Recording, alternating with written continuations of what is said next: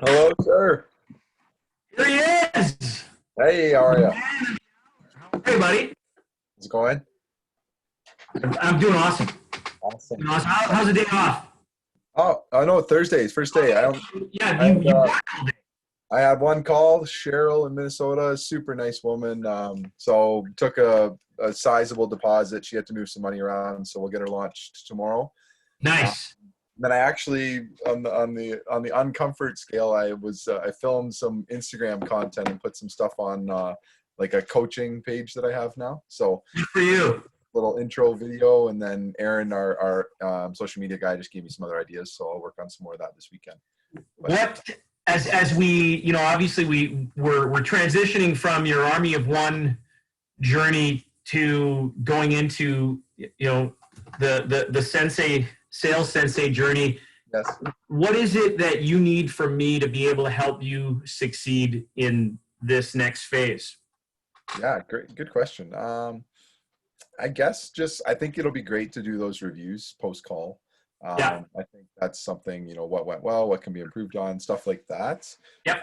And then just, I guess, yeah, encouraging me to offer feedback. I guess my main thing at this point would be like, not imposter, but like, what allows me to be a trainer to some of these other people when I've been in this space for 5 months or less. Doesn't But yeah, matter. exactly. Just me. I've always been involved in coaching and, whether it's kids or whatever. So just having the confidence to offer feedback to people and kind of what I've learned. And that's the same thing with the Instagram content.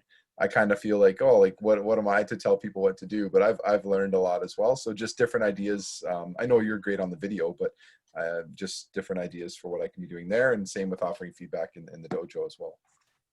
You know what? It's going to come with practice, and I want to definitely open this up in the sense that if there's any challenges, one thing that I'm a big believer in is praise in public, and then if you want to call it reprimand in private. Mm-hmm.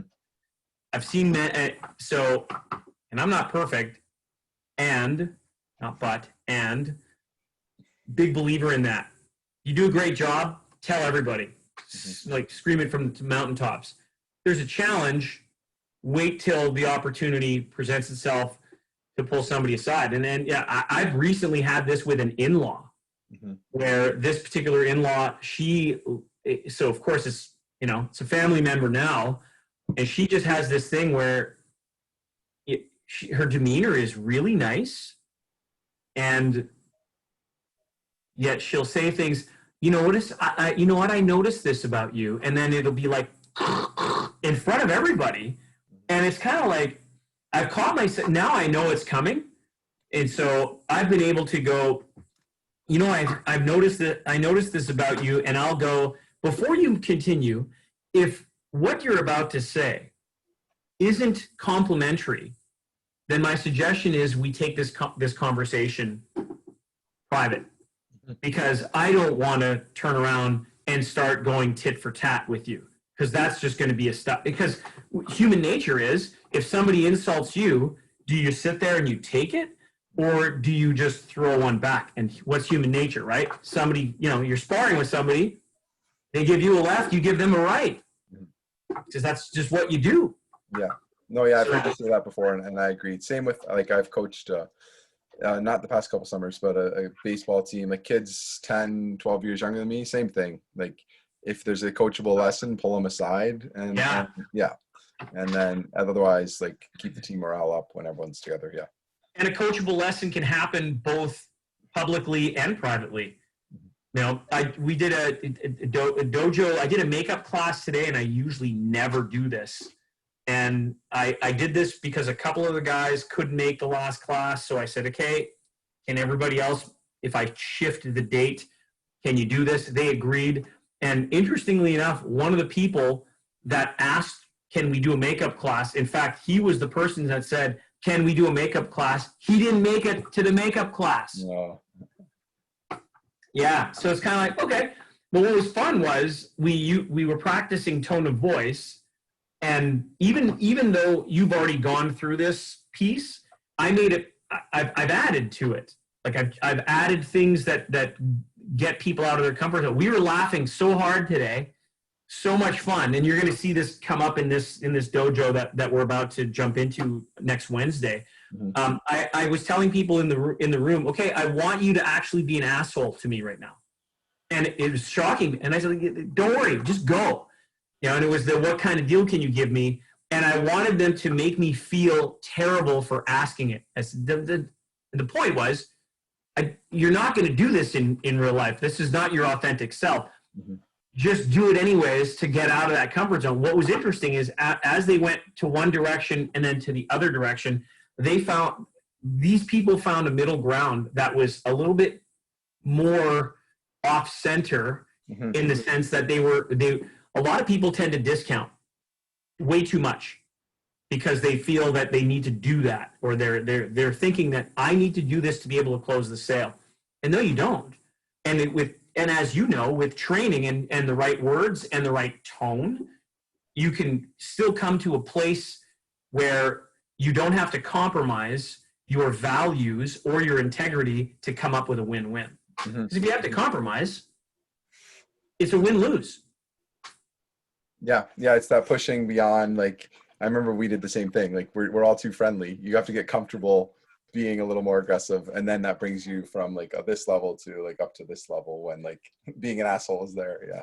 Right. And it doesn't mean that. And one of the conversations that we had today was from one of the guys in the room was when do I fire the customer or the prospect? And that's very interesting. I mean, it's because you're on the second call with Xander, my sense would be that most of the filtering's already been done. Some of us, mind you, because I have yet to get into a position where the ads are going to start rolling. And in fact, I was talking with my copywriter this morning, and we're putting together a Facebook ad and sounds like it's going to be a little bit more Instagram-based campaign. Mm-hmm. When that starts to happen, then same thing, right? I'll turn the dojo faucet on or off as far as how many dojos I'm going to get. And this is all about scaling. Mm-hmm. And it's putting that filter on. So when do you fire the client? Before they're a client, hopefully, right? You fire them as a prospect. Yeah. I remember back when I was in my retail location, my second retail store, this woman said, well, the customer's always right. Like, she was like, well, the customer's always right, so I'm going to get my way. And I said, you know what, ma'am, I really appreciate your opinion. This is where we differ in terms of how we feel about things. And I'm sorry to say it, but we're actually going to I think I put it, we're going to actually stop our relationship right here and now. Here's your money back. And she was in shock. She couldn't believe it. She's like, what do you mean? I'm like, well, you might believe that the customer is always right. There's a limit in terms of what that means. Mm-hmm. And yeah, it can't be win-lose. It just absolutely can't. Yeah. For the most part, for me, 95% of the people that come through are, whether maybe they're just on the call for more information, they're not truly ready to buy. But I think two people, one guy told me throughout a couple times, like, what's the price? And I said, like, let's make sure it's a good fit. I'll let you know the price at the end. Like, what we've always practiced. This was an earlier one, but I still did that early on. And then as soon as I said, so for someone like you, a decision maker, whatever, 3,000 right off the regular price, we can get you started for 6K, and just click, hung up. Wow. Yeah. So there was one guy there, and then a couple argumentative guys, but for the most part, it's like you said, it's screened pretty well. Well, what you're doing is you're helping, whoever's doing, is Alex who does the first call? Alex, and then another gent named Chris now as well. So there's Alex and Chris that are fielding those first calls, and if they're correct and they allow the person to get on to the next call, you're the filter. Mm-hmm. And as such, what you're doing is you're helping Xander and Cahal and everybody else that's working the back end to not have to worry about, are these people the right fit? Coachable. Yeah. I mean, because if they're not coachable, you don't want them. Mm-hmm. I don't. Yeah. I mean, I've had people literally, I'm doing Army of One sales training with them, and we do the SOS portion, and just like it's like, one call. And I had a woman tell me flat out, I can't do this. I'm not going to be scripted. I don't want to be a robot. And I said, you're not going to be a robot. If you don't have at least a plan of attack, how are you going to counter this? I mean, you're just going to be you telling me that you're going to wing it? And she said, yeah. I said, okay. So then I what would you say if somebody said, what kind of deal could you give me? And then she was like, well, I'm going to give him $500 off. I'm like, so you're just going to give, and in this case, it was Matthew. I said, so you're just going to give $500 of Matthew's money away. I said, Matthew, how do you feel about that? Right? And ultimately, at the end of all of this, it would be up to Matthew to decide, if I don't have somebody who's willing to play to the level that he hired me to help, if he's got a decision to make, right? Mm-hmm. Is this person going to at least shift their thinking and change their paradigm? Because it's not up to me to do that at this point. It's up to Matthew to say, hey, staff member, are you playing or not? Because if you're not playing, then you can't work here anymore. Giving away $500 of my money every time that somebody asks you for a deal, and that's no guarantee of closing, is not a way to proceed.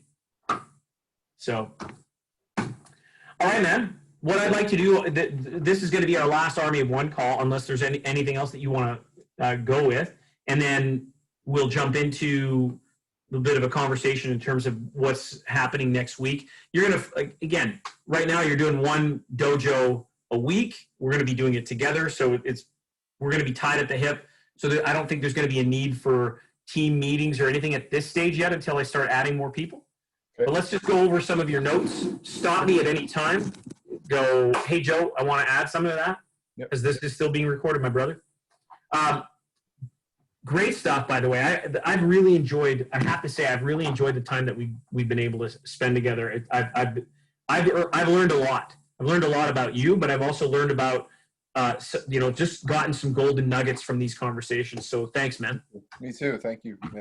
Yeah. Well, I'm hoping that you got value out of it, and ultimately, the fact that we're now at a place where we're working together is just going to be a riot. And I don't look at it as you're an employee. I look at it as you're a team member. It's very important. So let's jump in. What your whys were very powerful. The fact that you believe in what you're doing, you're making an impact. There's so much excitement and potential for high income. You're learning. It feels good to help people. I mean, all the things that I love it. It's a dream job. It's life-changing. You get up at 4:57 every day, which, I mean, kudos to you, man. You're up earlier than me. I've been off on the last, since I had my sinus infection, and I'm slowly getting back into the routine, which is important. I'll be honest, I'm dialing that in because the double weekend does make it tough, but I'm trying. Yeah. You do feel better when you're like, I know Craig preaches it and I know he's like to the extreme, but when you keep that consistent, it feels so much better. If you go to like a 6:30 wake up and then back to a 5, and then on Sunday like 7 o'clock, whatever, like different, like that throws you out of whack. I just got to keep it consistent.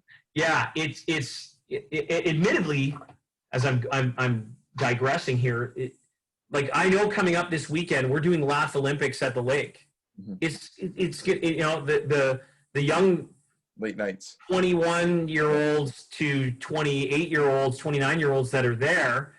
And then there's those of us that are 49, 50, and 54.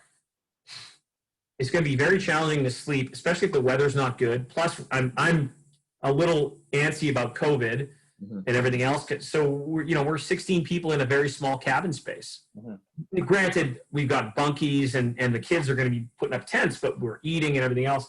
All that to be said, I know that the time clock is going to be a little bit off because of the. And this is where the other things, balance for me is, why am I working so hard? Mm-hmm. Is it, do I need to be, will I be fulfilled if I say, yeah, I have, because I have 7 figures in my bank account? No way. Like that, no, that will not make an ounce of difference to me in terms of my joy and happiness. What matters is, like this weekend, it's so important to me because my best friend and his family and all of my children will be there. So will I sacrifice my wake-up time because of the people that I love? Sorry, Craig. Well, actually, I'm not sorry, Craig. Hell yeah, I'm doing that because that's more important to me. Yeah. Right? Yeah. And on Labor Day Monday, I still got a dojo. Everybody who's in my 2 o'clock dojo Monday, they still want to do it. Okay, great. We're going to do it. So. Yeah, balance. Good. Absolutely. And again, big why for you, it's Maggie, right? Like the love of family. And you want to be prepared for your 3 to 5 year goals, brother. It's great. and having the freedom, having the freedom of what I'm doing right now. I mean, would I love to have more money? Of course. That's why I'm working so hard and I'm scaling and everything. I know that I'm in a top percentile of people and I'm very lucky to lifestyle. Yeah. Like, yeah. We talked about negotiables in a sale. Again, I'm going random here. It's because it's just going to filter into your brain when it matters. Negotiables for you: names, referrals, direct text referrals, using that concept, whether it's dealing with Xander or even later on in the SOS when you're, doing your own. You can say, hey, everybody cool doing a quick testimonial? And then, we'll get the person to edit it and throw it up on all channels. Right? Getting testimonials in writing, asking for them. These are all negotiables to close as well. Hey, so listen, if you get into the SOS dojo and after 2 months you have an increase in sales, would you be open to sending me referrals, giving me a written testimonial? Could I ask for a 5-star Google review if it's applicable? Can I get a video testimonial? And do I have your permission to post? These are all things that are negotiated while you've congratulated somebody on a deal. I mean, the deal's done, but this is just extra, right? You don't have to banter back and forth. Yep. And this is when you have your own business one day, Connor. That's all money. All of that doesn't seem like much. It's all money. Every time you've sent me a testimonial, you've probably seen it pop up somewhere, and that just builds my social proof, my credibility. Yep. Yep. For you to hit this number, I can tell you right now, you're not far. You're not far from that. That's $20,800 a month US. And so with a 66% closing rate, you're crushing it. Remember that we all have 168 hours a week. Set a deadline in terms of what you want for this goal. You said 3 to 5 years. Be more specific. Is it 3 years? 3 years. Is it by 31? 31, yeah. Yeah.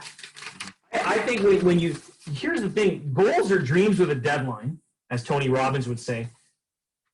What's the worst case scenario if you go for this goal of 250,000 US a year? Pardon me.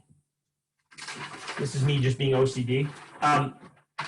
You going for this goal of 250 a year and you overshoot it. You hit 300. Is there anything wrong with that? No. If you come short and let's say you're at 189 when you go for 250, is there anything wrong with 189,000 US a year? No, sir. No. So, I mean, the fact that you actually have a target, you may not necessarily have the plan written out to the T in terms of how you execute it every day. You've put it up there, and it's amazing how things will manifest. Just keep thinking about it. You want to get fitter? Just keep thinking about it. I mean, I catch myself sometimes like, what the hell am I doing on this social media platform? Is this helping me get to this right now? No, unless I'm posting. If I'm just consuming stuff on TikTok, what the hell? And I wake up, Joe, get off, get up, let's go. Why Xander? Why Connor? Because he's inspiring and he's got purpose. You're now in that position of you're inspiring and you have purpose. The money is the byproduct it's a measuring tool. Remember this though, happiness, joy, fulfillment are metrics. You may not be able to have a number. Those are metrics that you can feel. Are you having fun? One of my mentors, he's still a mentor to me today, Steve Lindenau. Great, and he's one of my best friends. He's 60 years old. He's a bike shop owner. We've known each other since 2002. It's a question that he'll ask me consistently. You having fun? We work together. He was my boss. Are you enjoying it? Are you having fun? Because if the answer was I wasn't having fun, he would shift things and suggest shifts so that I would keep having purpose and joy. I don't want you to wake up when you're 85, 90 years old, or you're on your rocking chair on the deck in the winter of your life going, man, I really wish I worked 7 days a week. Like that can't, right? You go back to your why. I'm hoping it was, man, I really enjoyed those quality times with family, and those memories just make me smile and have a tear roll down my cheek. That's awesome. That's a life worth living, in my opinion. Mm-hmm. Right? So both you guys, I mean, I know you a hell of a lot more than I know Xander, but you're friendly, great rapport building, and you and I we're Canadian. I mean, what's not to love? What's not to love? Right? He's connected, he's a celebrity, he's an expert, and so are you. You're both asking hard questions. You, sir, are a trusted advisor. You, right, are a black belt. Just know it. Right? You're a black belt. You're the first SOS black belt, man. People are ready to buy from you. You're ready to build value, and you are a brand. You're a brand, and whether you believe it or not, with the Xander brand, you're a brand. But you're now going to be weekly with people, and so you're going to build celebrity, and you're going to build your brand within the SOS Dojo brand. Connor's going to be recognized as a brand, right? It's a big deal. Because you'll be able to leverage that. Yeah, it's exciting. That's what I said to Maggie. Like when Xander, I saw that message. We use Slack as our team communication channel, but he said, like, question for you: would you be willing to lead that training at IAL 24th, 25th? I was joking to Maggie. I was like, holy crap, like intimidating, nervous, whatever. But like that, the comfort zone. Yeah, exactly. That's the kind of stuff like you were just saying. You don't want to look back when you're 80 and be like, oh, I lived like really comfortable and that was easy. That's the kind of challenges that are just going to lead to growth. Same with, being in the dojo and everything else. It's going to just leads to all growth. It's uncomfortable, but all good. And feel the fear. Mm-hmm. Enjoy the moment. Don't ever apologize for anything. When it comes to public speaking, don't tell them you're nervous. Mm-hmm. Nobody wants to see you fail. Don't tell them you're nervous, and don't I can't repeat that enough. It's okay. You're good. I get nervous before almost every dojo call because I got to lead a call, right? It's normal. Yeah, but the second you get started, it's gone, and you're focused in on how can I help? How can I deliver? How can I deliver? How can I help? How can I serve? And then it's, know what you know, you'll be fine. So we talked about the power of engagement and rapport building and being relentless. Follow up.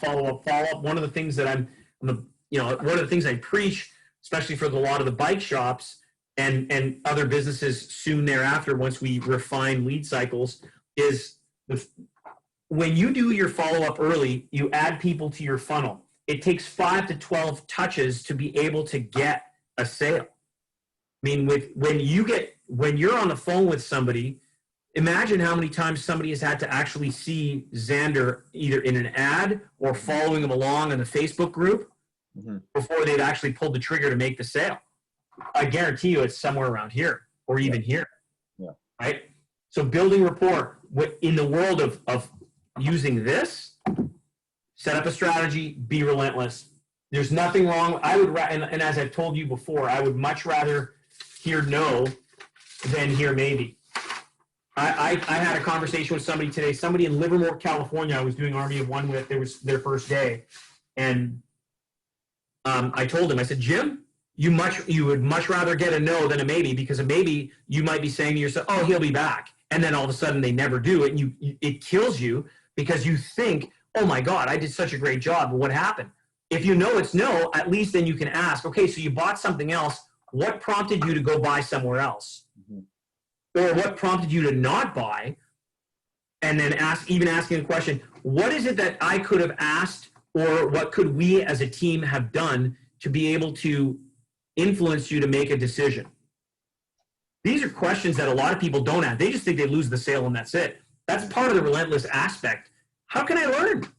Because if you're not learning, how the hell are you going to grow? Yeah. It's like gathering data. So we talked about who your customer is, and doing a customer avatar exercise is important. It's something that you and I, this customer, by the way, has, I've got several different customers. So into the SOS Dojo we'll dive into. This has been big for me. Fitness both retail and coaches and personal trainers, nutrition coaches. But because of Craig, and now to a certain extent because of Xander, I'm getting a lot of these women and these coaches. It's the same thing, right? There's a lot of 20 to early 30-year-olds that are on Instagram that are looking to me to be able to help them leapfrog their sales ability. Mm-hmm. The beauty of this is what you bring to the table is you're this target person and you're a black belt, and you get to come in and you get to say, listen, I've worked my ass off. I've studied, and I know you've studied. You've reviewed video, mm-hmm. and you've taken up the golden nuggets and you've applied. Everybody that we have in the dojo it allows you to do the same thing and give them what you've learned, mm-hmm. and give them everything. Give them everything. Mm-hmm. Like there are a running Google Doc every week, whatever I learned. Like I try and review them every week. Most weeks I'm able to, even if I just go back and watch my sections, like where we're going at it, and have to skip over others. Like it's the key. Yeah. Mm-hmm. You'll find it really fun because when there's times where, like Colin, he dropped that golden nugget 2 weeks ago, mm-hmm. In terms of his elevator pitch, and he specified his why. It was great, mm-hmm. right? So there's times in the dojo where even though people are paying to be there, they're teaching us and giving us lessons. It's fantastic. Mm-hmm. I can guarantee you Xander has learned a lot from his own clients. Mm-hmm. I know I have. And trust me when I tell you, I've learned doing this with you. Mm-hmm. Like every time I learn it. And I can't, in my career, how many times have I done AO1? I don't know, like easily 1,000. Mm-hmm. Again, I was working for other people when I came up with this content. So now it's exciting to be able to crush it. So yeah, this is a big deal. And whether it's people that are wanting to look for a side hustle, they're not afraid of doing the work. This is a big one. They're afraid, and they've done programs that didn't work. And I think that what whether it's $6,000 or it's $400 a month, like $6,000 with Xander over the course of how long? Is it 8 weeks?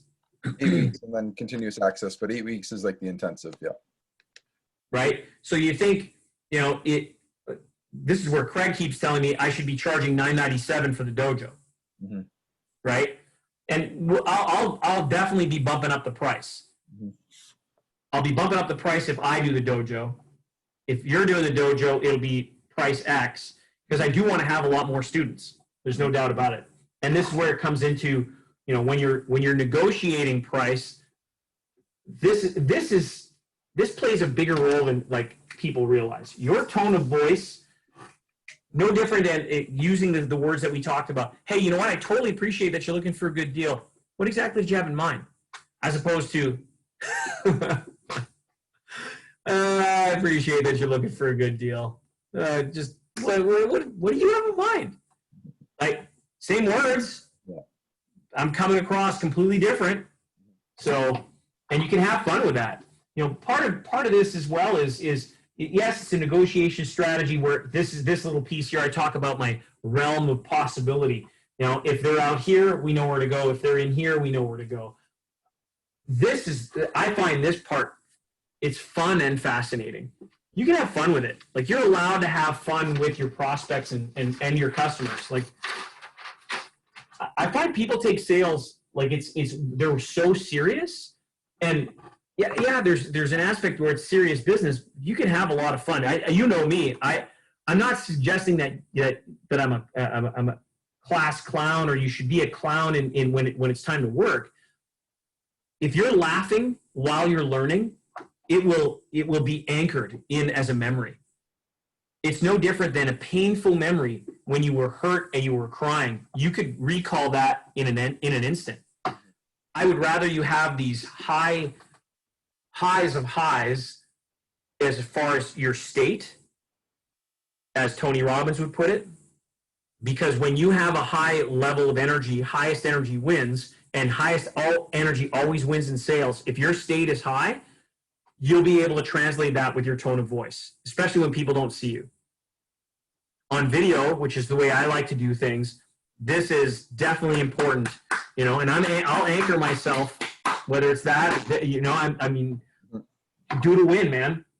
So again, same thing, sell what's available today, whether it's product or inventory, because there's going to be times where right now, like I still have 2 spots left on the dojo that starts next week. So Craig's going to be sending out an email, and I'm selling what's available today, right? I want to absolutely have those spots filled.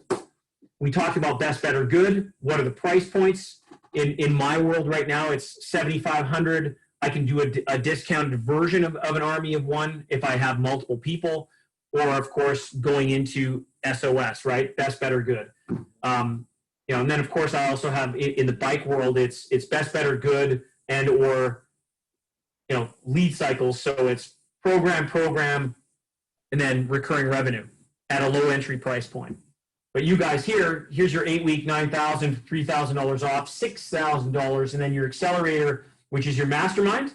Correct. Yeah, 1 year. 12 month. Yeah. And again, if you're only coming in as a one-trick pony, it's challenging to sell. If you come in with choices, because people don't want to be sold, they want to choose to buy, right? So if you give people choices, it's better. We talked about asking the question when they want to have a dream. So by when?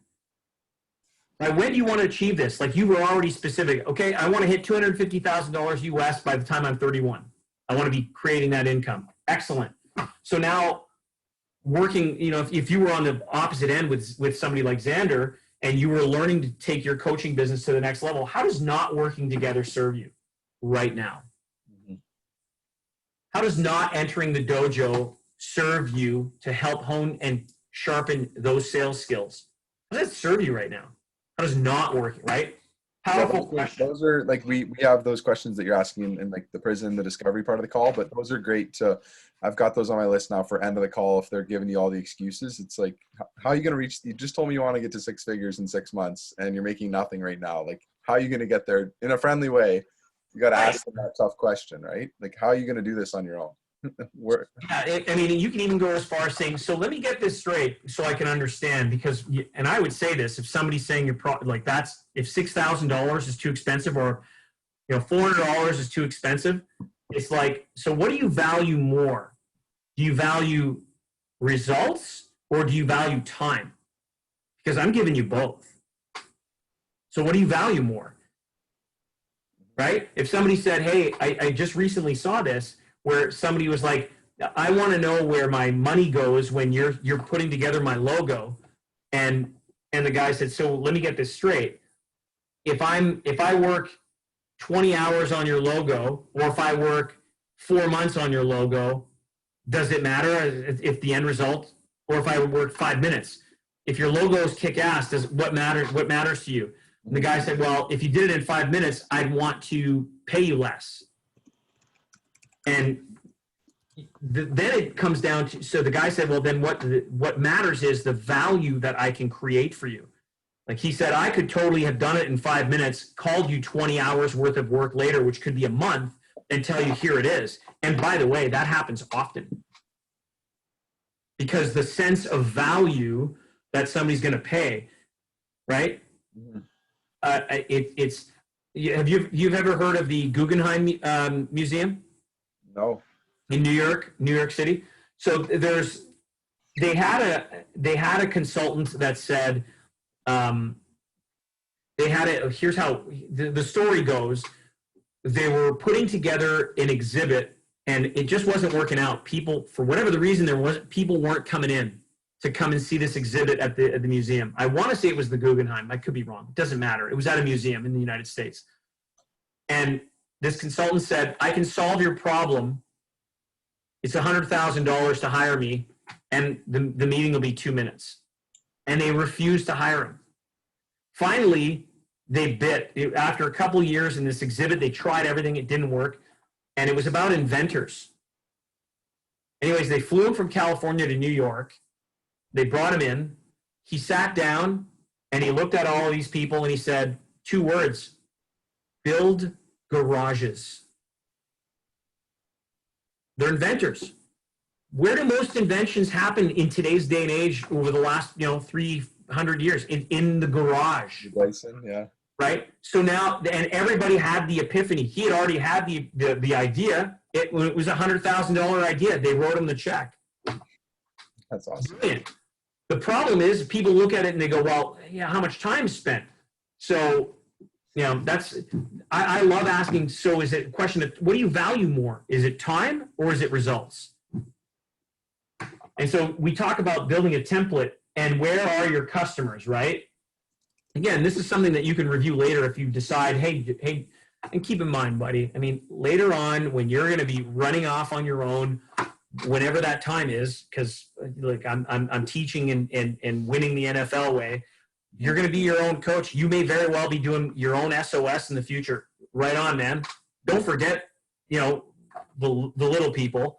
Just, I want you to be way more successful than I am. I do. Because I know you're going to say, oh, by the way, I've worked with that guy. Dude, I tell people about Craig all the time. It's great. There's so much out there for all of us. Yeah. And so asking the questions, what's the biggest challenge that you're facing right now? Imagine if we eliminated the problem, and how would that change things for you?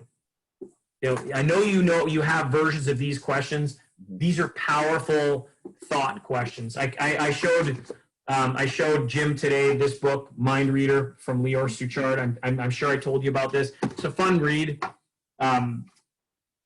It had a whole bunch of stuff where you're in the book and you're like changing pages. Oh my God, okay. Have you ever read Angels and Demons by Dan Brown? No. It's a fictional book, but there's parts in the book where you're literally reading the book and he says something and there's a thing on the side and you're going like this in the book. And you go, oh my God, it's so cool. Yeah, it's fun, interactive. We talked about the importance of the deadline and creating urgency. By when? I think of how many people suck at sales, and it's truly because they lack confidence. There's a guy who's coming on Wednesday's dojo. He's already got a 7-figure business, by the way.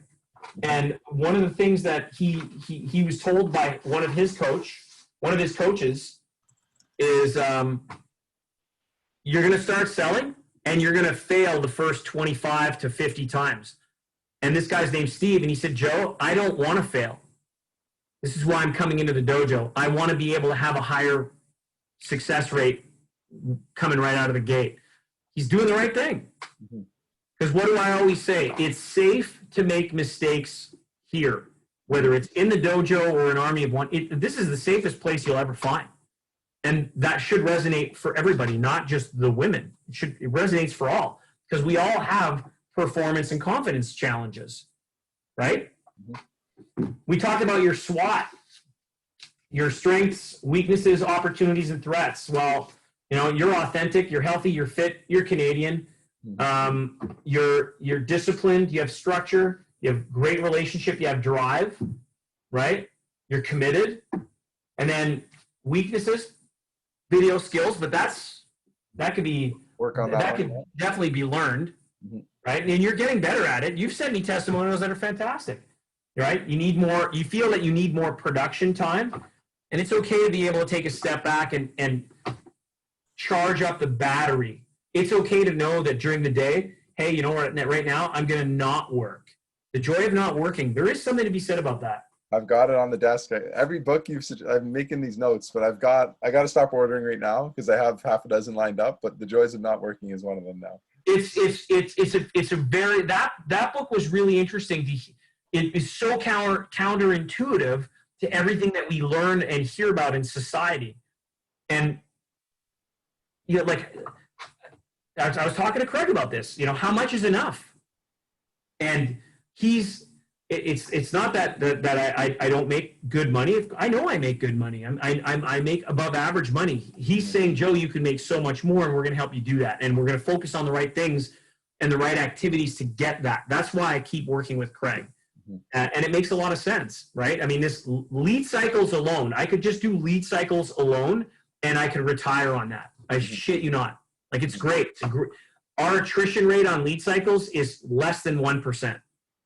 Like, people pay it, They get a 25 times ROI. Like, why wouldn't you just keep paying us? It's great. And the beauty of it is once I get you on it, I do no work. Like, we've done the work up front, and now it's like a garden that keeps growing and it re-fertilizes itself, and people love it. It's great. So you're hard on yourself. You were going to say something. Go ahead, man. I was just gonna say, and for you, like with the other stuff, like I that's the same thing. I know I still have lots of work to do, but the same thing, that balance. Like I listened to Bedros Empire podcast yesterday, and he's talking about like the entrepreneur needs to have the mindset of an athlete, and what athlete ever stops doing their workouts or goes to McDonald's or sleeps in or whatever. And like there is that level of Craig and Bedros where like 110% every single day, and then that other level of like 85% most days it's going to get you that success and whatever. But you know why, like you do need to enjoy your weekends and enjoy other things. You don't need to be at that Craig and Bedros level. But I was just going to say for you with the dojo and everything else, like it seems like you're just loving it. Like there's all this, yeah, it's not all work. Exactly. It's not work. The more that I could be right here, and the less time that I spend doing all the admin crap and like I got to delegate because my level of, I'm not going to call it genius, just my joy of doing this and relating and giving. This is where I want to be. I want to be doing this all the time. So I had somebody, unfortunately, they haven't canceled. They postponed because they have a family member that's dying and is in hospital. And we were supposed to start Army of One with them on the 14th. Well, now I've had to change everything because he and his wife's mom's, you know, and I'm like, dude, it's family. Of course that comes first. We'll reschedule it. I'll call you in 2 weeks and we'll put it in the calendar. That affects my income, right? It affects my revenue and the income for the month. It's not the end of the world. No. He hasn't said I'm not doing it. And so you want to talk about being hard on yourself. I get frustrated, but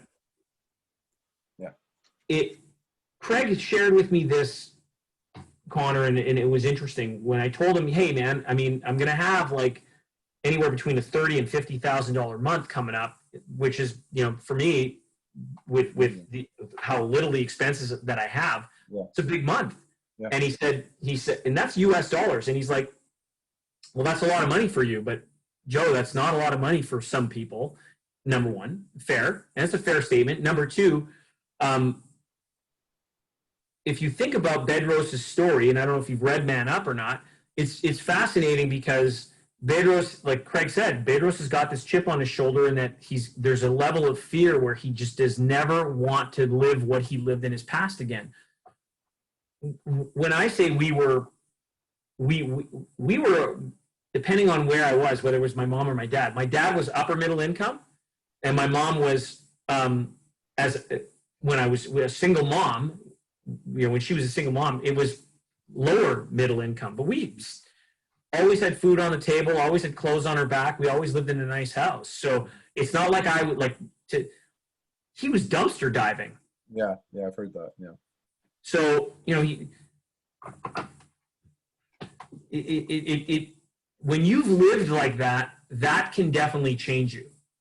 And I've never lived like that. Now, have we, I'm frugal. I mean, if you gave me a big block of cheddar cheese and part of it was like starting to go white and moldy, I would just cut like a massive piece off and like the rest is still good. I still do that. Like I don't take the whole lump of, hey, this half is still, I don't care how much money I have. Like that's my mentality. Like this half, just cut this shit off and the rest of it's still good, man. You know, so, and I'm sure Bedros is still thinking that he'll probably shave it. I mean, and that might be, again, that's a, you know, it's a belief. Anyways. Yeah, I'm with you. Same thing. My parents have always provided a lot for us. And so that's what I want to be able to do for our kids. But I don't need to have like, it's not like putting myself in a lower belief mindset or whatever, but I don't need to have millions of dollars and work super hard to get there. Like I can have the life that I have a pretty clear idea of what we want. And doesn't require millions and millions. It requires a good work ethic and a good amount of money, but not like you don't need to go that crazy. And that's kind of the disconnect of like, you listen to that stuff and it fires you up, but then it's like, and I totally agree with I agree with everything that they're saying. Mm-hmm. Like the David Goggins aspect of it, right? Who, you know, your mind can do more and you can do more. And I can tell you, this is great. I've always been a believer in high intensity. In fact, the way that I used to, when I lifted on a regular basis for bodybuilding competition, I trained in high intensity and or heavy duty style. I felt that, you know, it just made more sense. But that could also literally lead to injury, and your immune system can take a beating. And so if you don't have the recovery, then, and look at what happened to Craig recently, where he muscled through something, and yeah, mentally I could do it, but then something popped, and then all of a sudden it's like, oh, and then you're not out for a day, you could be out for months. So there's discomfort and there's pain, and you've got to know the difference. And sometimes I have not been able. I've pushed through discomfort to get to a level of pain, and some people say no pain, no gain. I know the difference. I can handle discomfort all the way to a point where, no, something's going to break now, and I'm not going to break, because I would rather be at, we'll call it 110%, and I can still recover and still work at 110% the next day. And I value the fact that I can take time off and have the flexibility of entrepreneurship as opposed to a 9-to-5 job, and go, you know what? I'm going to go have lunch with my daughter now. Mm-hmm. Yeah. No one's telling you what to do. Yeah. It's like, it's the if you think of you want to talk about a strength, knowing, you know, you value your parents, right? You have a good relationship with your dad, I kind of pick up. Oh yeah. Yep. And your dad's in his late 50s? 56? 58. Yeah. 58. 58? Okay. So like my dad's 78. Mm-hmm. The average male lives to 80. Mm-hmm. Yeah. I remember you said this last time. Yeah. How many times am I going to see my dad? Mm-hmm. Right? Mm-hmm. If I see him 24 times a year, right? If I see him twice a month, like I got 48 more visits with my dad. Holy shit. Mm-hmm. What's more important? Me making, you know, an extra $100,000 or an extra 40, even 20 grand, or the quality time with my dad? I can tell you what, when he's gone, it ain't going to be the money. Yeah. But some people look at it differently. It's powerful. Yeah. Your opportunities, Xander, dojo, free time, real estate, all awesome. And I believe both of these, right where you are right now with Xander's huge, by the way. I think where there's like you've surrounded yourself with nothing but people that just want to see you take off. Like, I don't know how long you'll do the dojo for. When you know, like the day will come where it'll be like, I'll see you on stage, bro. It's because it's gonna happen. It's gonna happen. Like you've got something that I believe in you big time. Threats, crab bucket friends. That's a legit threat, man, and that's okay. I went to our fantasy football draft on Saturday, and I was good. Like, not that I have to be good, but like I had a couple drinks throughout the evening, got picked up by 9, like took any flack of like, oh, you're leaving already? Like, yeah, I got to work tomorrow. Like, it was good. It was a good day. Like we said, time and a place, keep it under control. Don't have to do that every weekend. I'm not going to be on the couch every Sunday watching football, but like once a month, you know, it was a fun day. Good to see those guys. Yeah. And it's good. Like, didn't come home with any Sunday scaries or anything about like, regrets about that. Like, it was fun. Chris and I are actually getting together tonight. We're having a short meeting on, we're putting together some chapters for a podcast that we're doing. And then we're going to have some wings and a couple of beers to watch. And I understand there's a hockey game. So Thursday nights is date night for me. Yeah. Shauna and I full disclosure, Shauna and I had some challenges over the last couple of weeks. Relationship stuff. Okay. We leaned into a tough conversation yesterday. And it was a conversation about money, because I'm the major breadwinner. Mm-hmm. She's a team player. And we I don't have to get into the details. We talked about it, and it's a tough conversation to have when you're a couple, because where we were 10 years ago when we first started the relationship and where we've come from and where we are now, we've ebbed and flowed. And then all of a sudden I'm making, way more money. And then it's like, what's the lifestyle that we want to lead? And then it's, okay, is it a question of equal contribution? And then there was, never mind the economic aspect, there was the social aspect of, being a woman in the new world and being are you an old school guy? And I was really bringing stuff out and keeping in mind that there were some in-law things that I kind of hinted to earlier that I brought up. And I was very clear, hey, like, there's some things here that we needed to discuss. And so she has real estate projects that she's made it on date night. She made a commitment to go and do. And I said, so Shauna, I'm going to challenge you.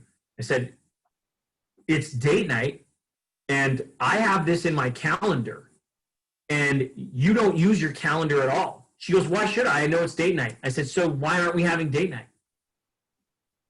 And the truth came out, right? She had booked something else because she was upset. And I'm like, okay, so if you're not dealing with it, how are we going to be able to, improve on our relationship? And so we had a really, we didn't argue.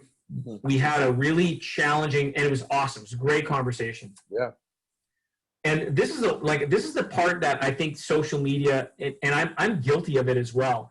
I put up a lot of, happy sunshine, rainbow stuff. It's not as real as people think it is. Right? I mean, my life's good. Don't get me wrong. I got to work, like Sean and I have to work at this shit.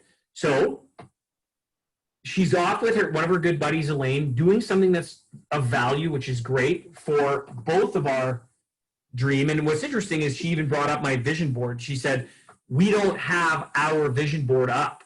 And I'm like, no, because I've had a vision board for decades. So now that's part of our agenda. We're going to do a Shauna and Joe family vision board. Amazing. Right? She's in on the cabin. She's in on it, but the other stuff on there, it's not about her, right? So you got to have your own, and you got to have a team thing. So all that to be said, the quality time and free time, even though it's date night, I'm meeting up with Chris tonight because we're gonna have some guy time. Because I don't do that very often. Just like you got together with your boys on the weekend. Yeah, thanks for sharing all that. And Maggie and I are the same. Like, we're obviously in the young, like that love languages. She's gonna read it now too. But same thing, where like she's fantastic, but like just the levels of drive, and like we've had those same discussions about income and everything else. She landed that teaching job, so it's awesome now. But we're very open about that, and there's some strain there for us as well, with me producing a high income right now, and like the real estate decisions we're going to make moving forward here. But we're open about all that stuff. So like it's going to be here forever, and money's the main thing. Like I forget what the number you've dropped about spousal, but like the objection where people need to talk money, and that's something we're trying to be very open about as well. But yeah, thanks for sharing that, and definitely understand that. It's 52% of relationships today don't work. 70% of people fight about money at least once a month. So I don't want to fight. I want to at least, and I don't want to be I don't want to be copping a resentment. And I'm being brutally honest, I was copping a major resentment because of what an in-law had said, because the in-law didn't know all the details of our finances. So the in-law assumed that everything was even keel, and I've been carrying. And so I took offense to it, but it wasn't my place to say anything. So later on, we had this discussion, and I was very clear. I'm like, hey, where we were and where we are, two different places. It's important to be able to discuss that. And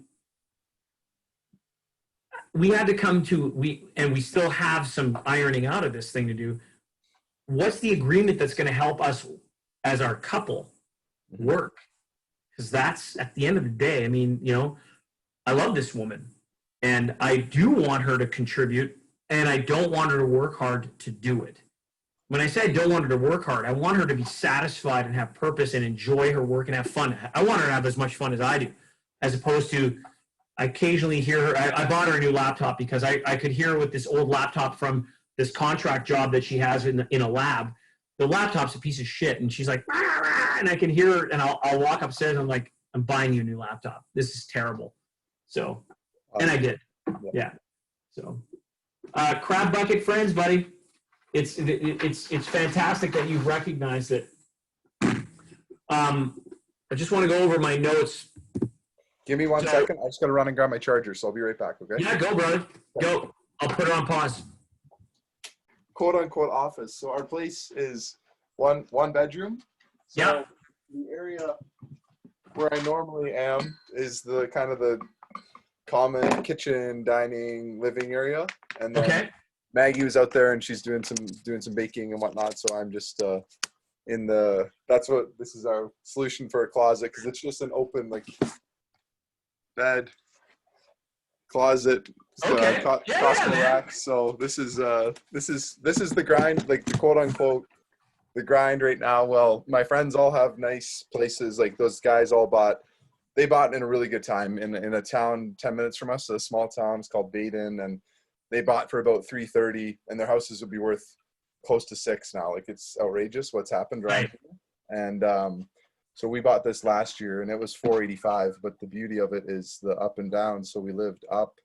There was a tenant down here paying 10 years ago rent. So like we kept her for 8 months, and then before COVID, we were like, it's something you're able to do when you own the house. We're like, hey, Tina, like we're gonna occupy that unit.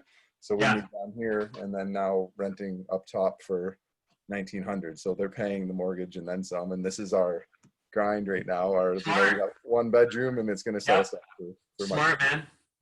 Yeah, we've like I've downsized. I've had, don't get me wrong, like the house on the lake's going to be huge, but I mean, I've had a 3,500 square foot home, and lake property and or river property, and Winnipeg's inexpensive, so that's the other bonus. My office space is moving, so where I am right now, I've got the drum kit behind the lights. I don't know if you can see it. And then the family entertainment area is there, and then off in the distance, where the light is coming from, is going to be my office. It's being painted right now, and I'm not painting it. No. Shauna, on the other hand, has said, I'm going to paint it. And I'm like, oh, God, you're not listening to anything Craig says.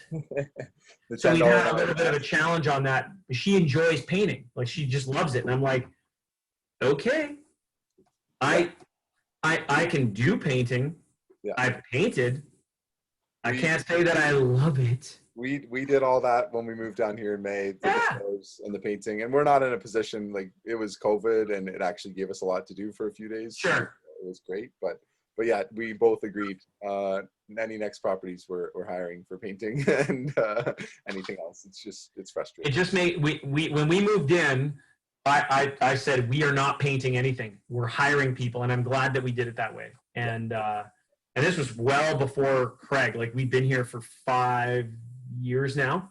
And now that we're empty nesters, I mean, we've got more than enough space.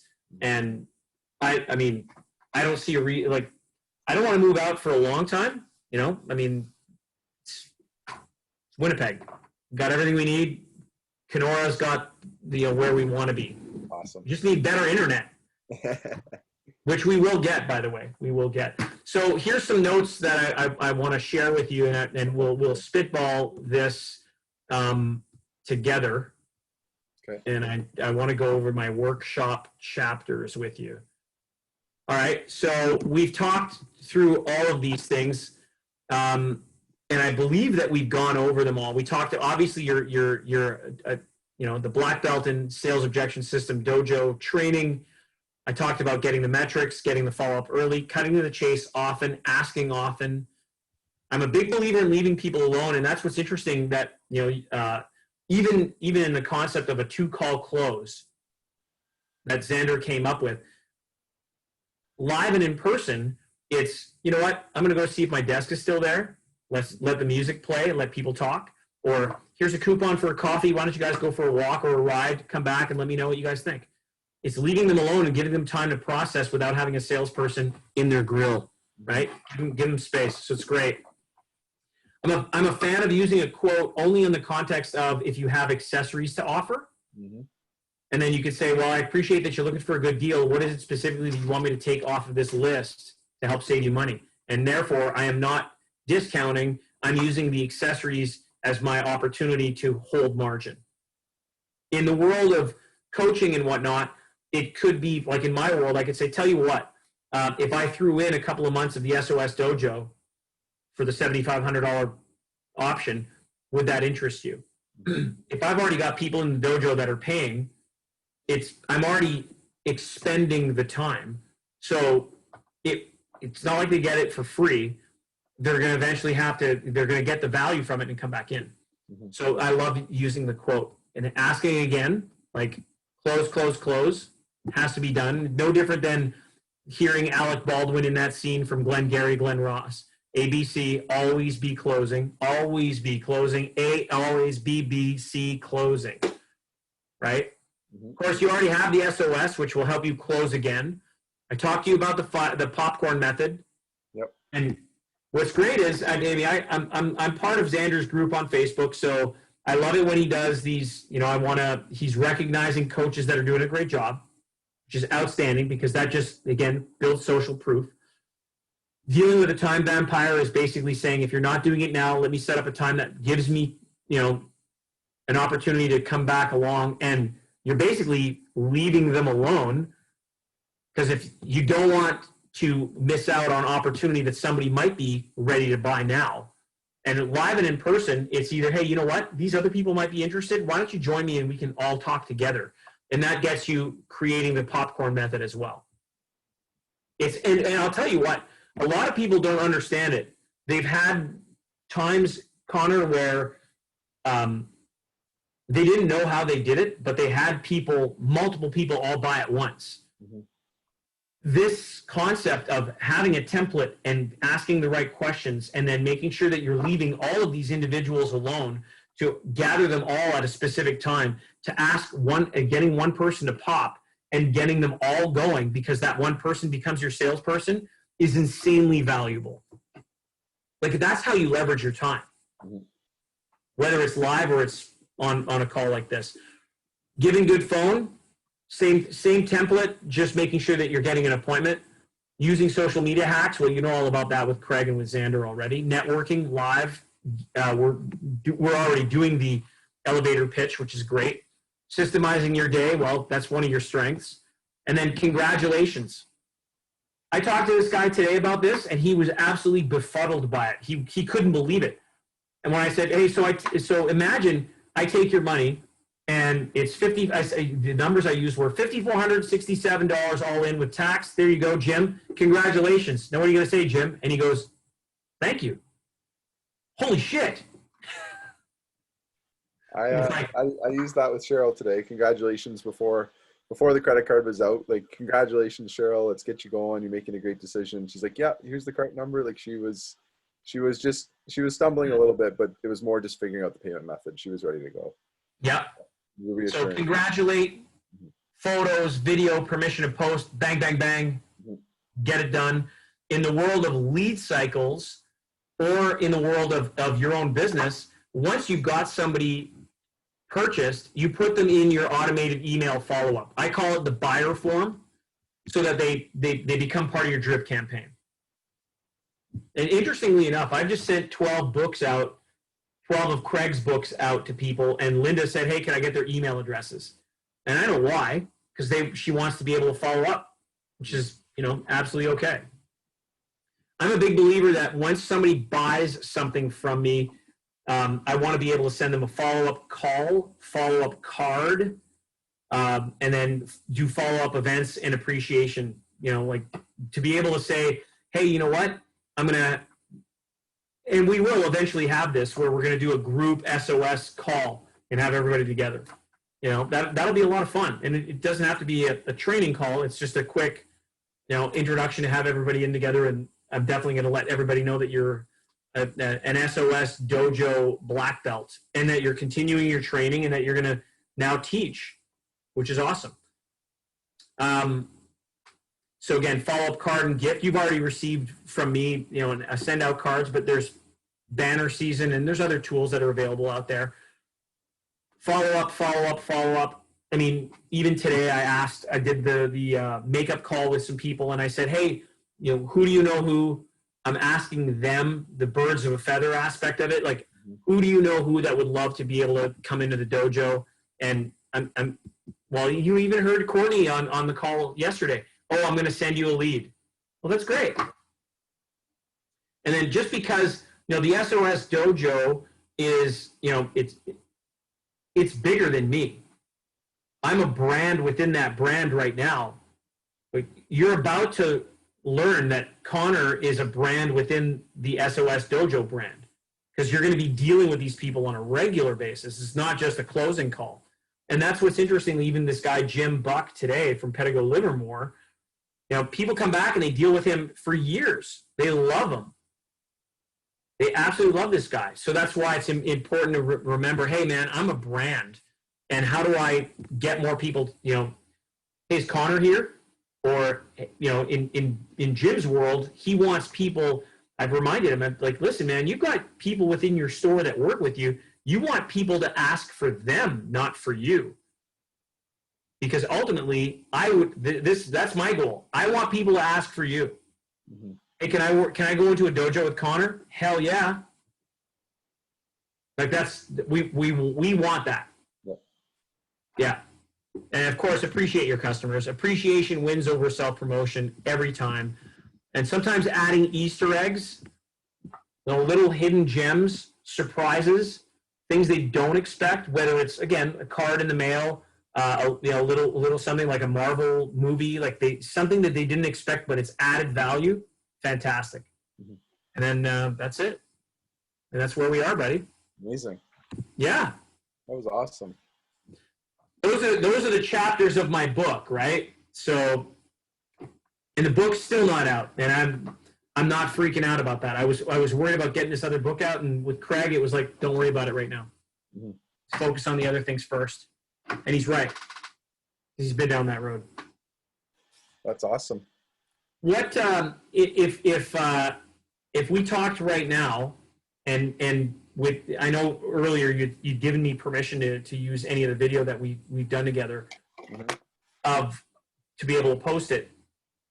Your experience that you've had with me going through all of this Army of One training, what was one of your biggest takeaways? I think just all the extra personal touches you put into it. Obviously it was all very structured with all the business we covered, but the extra stories, the personal touches, like I said, the SWOT analysis you added in, that was huge for me. Nice. That was something that I really enjoyed, and you offering the feedback there. So that was one of my biggest takeaways. Nice. SWOT, honestly. I like that because, as often as I've done this, like I told you, I walk away with learning some new things. So I'm taking a note on that because I'm going to add it now. Mm-hmm. I think that, the fact that you got value from it, it's not something, it's something that I think everybody needs to do on a regular basis. Mm-hmm. So I talk about sell what's available today, mm-hmm. but a lot of people don't do their strengths, weaknesses, opportunities, and threats. So to integrate SWOT and SWAT is going to be very easy for me. So I love it. That's great. Would you recommend people to do Army of One sales training? Do you think that they would get value from it? For sure, Joe. I don't even own my own business yet, but you instill the confidence in me that I will one day. So for any business owner, a ton of value. I've gotten a ton of value for myself, for my own confidence. You starting with the why, and that being your motivation, and everything we went through, I know I'm going to be able to refer back to these trainings and use this continuously throughout my career. So 100% recommend to anyone, any business owner, any Army of One, any sales closer, everyone can get value out of this. It was awesome. That's great, man. I got to tell you, the fact that you've taken the time to do a program like this, learn from it, and what's been great is you've been able to hear and ask, like you're asking questions, And so I brought it. I mean, as you know, I'm a big believer. I tell people you got to play your A game. It's part of, Army of One, right? You got to play your A game. And I wanted to bring that A game for you because I know that in the future, and I don't think it's going to be that too distant future, you're going to be doing things that are going to be remarkable. And I'm just thrilled that I was able to be a part of this journey for you. It's just awesome. Thank you. Yeah, I appreciate you. And yeah, that is, if I keep bringing my A game and keep learning from you, then it will happen because you're going to push me to make it happen quicker than what I think is possible. So I appreciate you and everything you've done so far. Thanks, man. I think guys like Xander Fryer is very lucky to have you on his team. And now that you're part-time and very part-time as a SOS dojo sensei, because you got your black belt in handling objections, there's no question that I'm as lucky. Yeah, I'm very lucky. I feel really blessed that you're on the team. And again, it's gonna be a lot of fun, man. It's gonna be a lot of fun. I still remember the first one of the first Craig trainings I was on, first week of April or so, and you hosted the sales training, and then you offered value right from the start. We had that free 15-minute call, just get to know each other. You put me in contact with who's your buddy in this area, bike buddy in this area. What's his name? It starts with Victor. Victor. I knew it was XZV. Something like Victor. Victor is the owner of the Treadmill Factory. He's a fitness equipment store. Yeah. You were helping me right from the start before the dojo even existed. So as soon as that came up, it was a no-brainer. So it's been awesome along the way, and I'm excited for everything to come too. Nice, man. So I just want to clarify, you're good with like per dojo, $100 US for basically a half hour's worth of work is okay? For me to learn and train? Yeah, that's amazing. Yeah. Okay, that's good. I want to pay you very fairly, and ultimately you're walking out with you don't have to worry about any of the logistics ahead of time. We're going to work together. I want to be able to give you as much value as humanly possible out of that. I think that we're both going to learn in this process, and it's open book. Feel free to say, hey, Joe, you know what? This is what I picked up, because when those times happen, nobody's perfect. Literally nobody's perfect. And again, this will be the first time that I do a dojo with someone. So there's going to be some, it might be a little choppy for the two of us. And so feel free. I'm going to give you license to go. I'm going to introduce you to everybody. And then I'm going to give you license to also go, hey, Joe, hang on. And let's do whoever, whether it's Steve or Erwin or Jacqueline, it'd be, hey, let's do that one again. Like, feel free to just jump in. And I'm not going to be insulted by it at all. Okay? Because if you pick up that somebody needs to do it, like repeat, you know what it's like because you've been in it. Like there's times where, hey, they've got it, and I keep going. And then there's times where it's like, Connor, let's try that one again. Because and it's okay to fail in the dojo. It's because it's not failure, it's learning. Mm-hmm. Mm-hmm. Yeah. You'll see, and you'll get the recordings of the classes that you were teaching.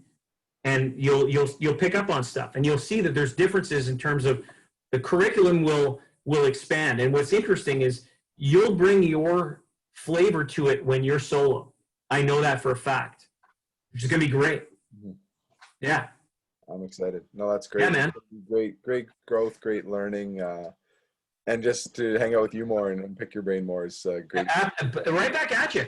I'm learning a lot from you. I mean, it's great. And I won't be surprised if I end up, calling you up or calling Cahal up. Well, I'll be calling you up, and because I'm going to want to expand my circle and come up with a way to be able to continue to grow my business.